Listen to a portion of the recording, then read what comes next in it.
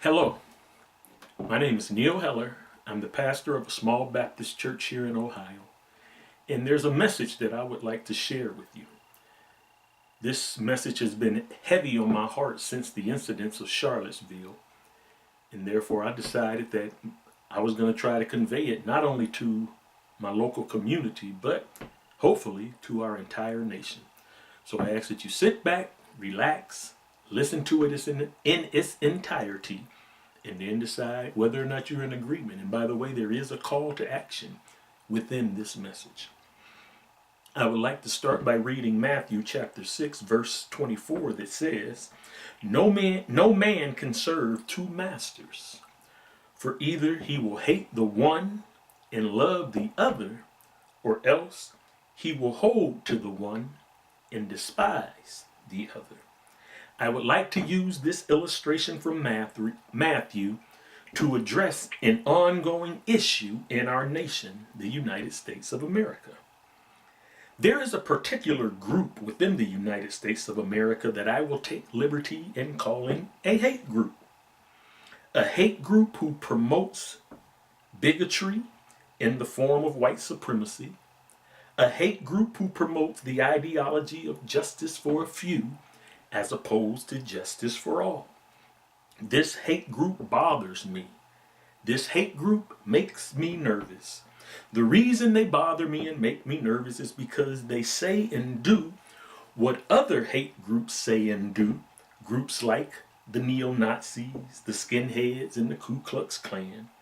But this particular hate group is not subjected to the same criticism as these other hate groups. You see, we as Americans have allowed this particular hate group to fly beneath our hate radars because they have cloaked themselves. They have cloaked themselves into appearing to be the friends of the United States of America, while in fact they are the enemies of the United States of America. I will also take the liberty in calling this group the Neo-Confederates, or the modern day Confederates, as opposed to the Confederates of the 1860s. And if you know anything about the Confederates, then you know that they are not, and have they ever been, the friends of the United States of America. They were always the enemies of the United States of America. The Confederates bother me and make me nervous because they have the potential to do to our nation the exact same thing that the original Confederates did to our nation. And when it comes to cloaked objects or cloaked organisms or cloaked organizations, I found a test that you can use to uncloak them. The test goes like this. If it walks like a duck, and if it quacks like a duck, then it must be a duck. So I say unto you that if it walks like a Confederate, if it spews bigotry like a Confederate, if it idolizes Confederate statues, and if it waves a Confederate flag, then it must be a Confederate, a neo-Confederate, a modern day Confederate. These neo-Confederates, they put their group interests above the interest of our nation as a whole. They spread selfish, archaic, and inaccurate, that means untrue, information for the purpose of dividing our nation and starting another civil war. And we must be crystal clear on several issues concerning these neo-Confederates, or Confederates as a whole. The Confederate States of America were not an extension of the United States of America. The Confederate States of America and the United States of America were two different nations with two different constitutions and two different presidents with two different armies and two different flags and two different ideologies. Long story short, The ideology of the Confederate States of America was white supremacy or justice for a few.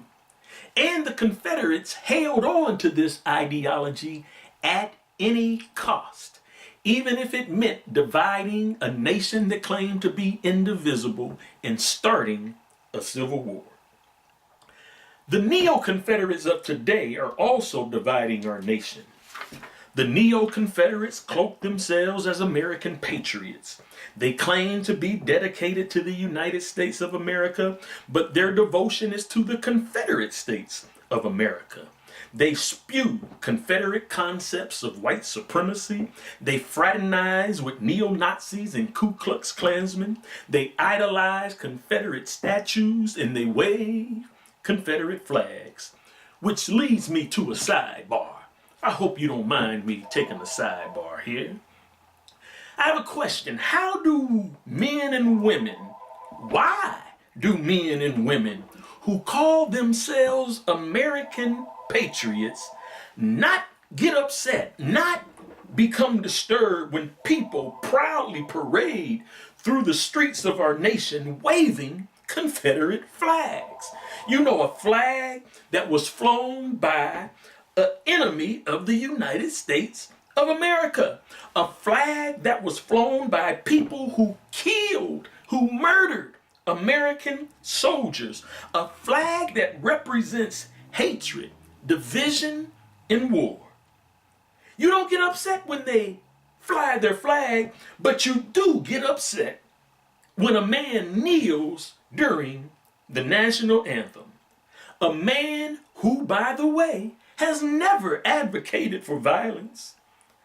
Why are we not disturbed by those who fly a flag that in and of itself represents division, bigotry, and treason? We claim that Mr. Kaepernick's decision to kneel is disrespectful to all of our military personnel who ever donned a U.S. military uniform. But we do not criticize those who wave Confederate flags and idolize Confederate statues. Well, I have a question for you today. And the question is, do you think the American soldiers who fought during the Civil War, you know, those soldiers, those American soldiers who fought and died to preserve our Union, do you think they would be more upset with Mr. Kaepernick for kneeling, or would they be more upset with you and I for allowing neo-Confederates to freely parade through the streets of this nation, waving a flag and touting an ideology that these brave men and women fought and died for to eradicate? I am afraid that many of the people who claim to care so much about our military personnel are more interested in supporting their own political and social biases than they are in supporting the honor of our military personnel. Enough for my sidebar. Back to our original statement. No man can serve two masters, for either he will hate the one and love the other, or else he will hold true to the one and despise the other. No man can have two masters at the same time. I am not a good multitasker. Actually, none of us are good multitaskers. That's why they tell us that we should not text and drive, because we can't focus on two things at the same time. But I've learned there are some things that I can do at the same time.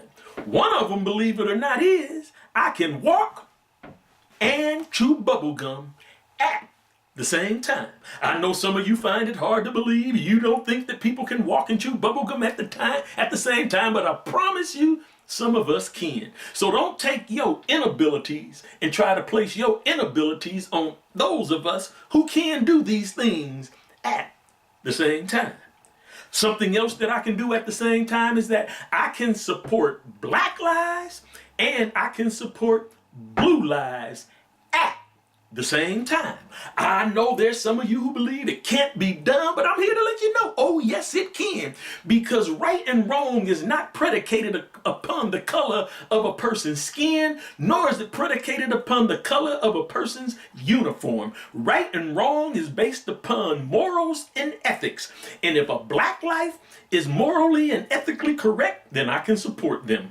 Or if a blue life is morally or ethically correct, then I can support them. It has nothing to do with the color of their skin or uniform. It has more to do with their actions. So I can support them at the same time. But I have found that there are some things that you can't do at the same time. And one of those things I found is that you cannot be a devoted supporter of the Confederate States of America and be a devoted supporter of the United States of America at the same time. It is impossible. It cannot be done. No man can serve two nations, for either he will hate the one and love the other, or else he will be true to the one and despise the other. No man can serve the Confederate States of America and the United States of America,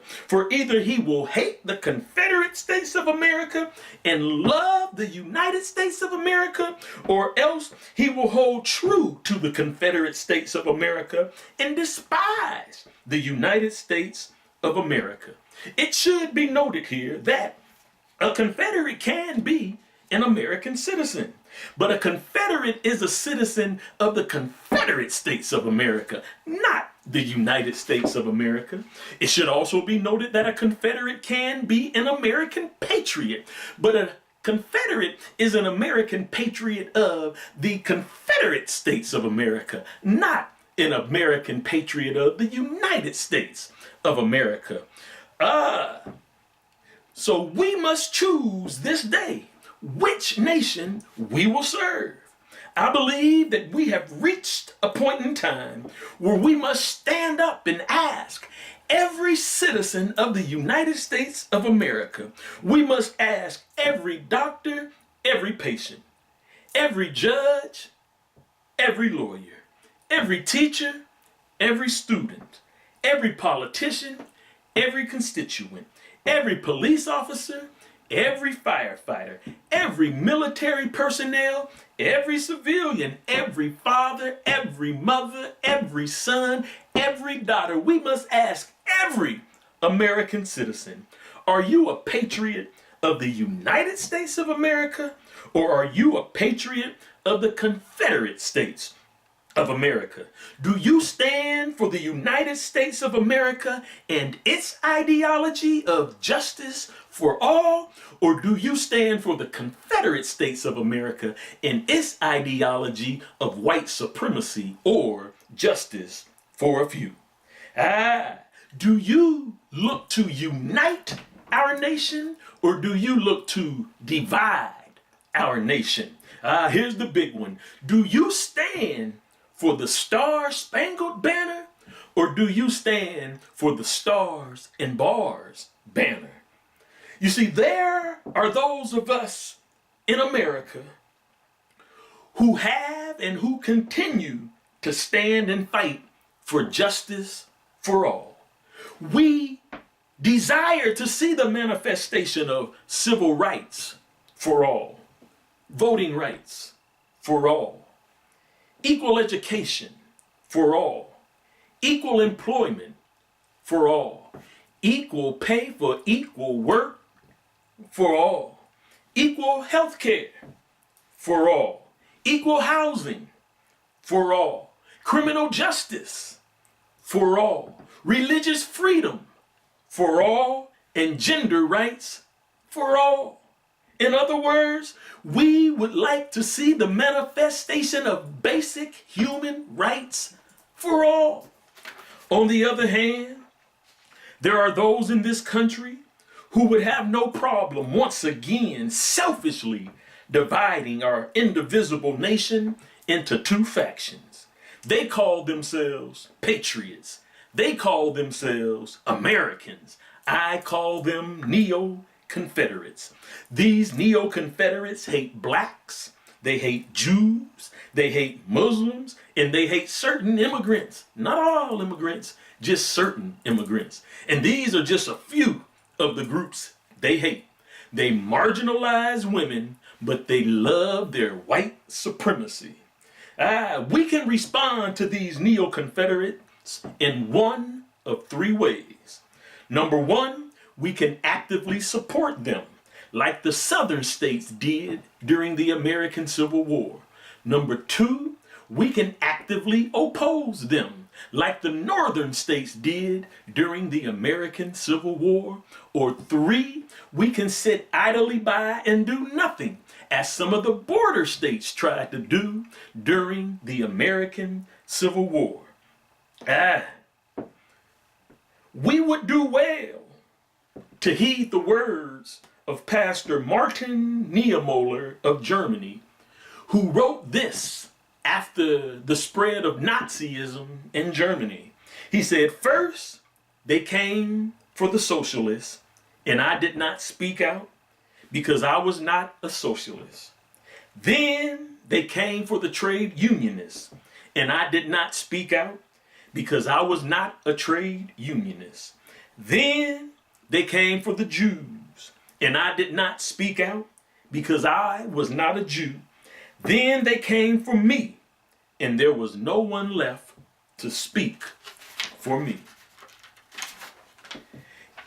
If we support the neo-Confederates, or if we sit idly by and watch the neo-Confederates because their actions have not personally attacked us yet, if we sit idly by, then it won't be long before we can write our own poem stating, "First, they came for the non-American, and I cheered them on because I was an American.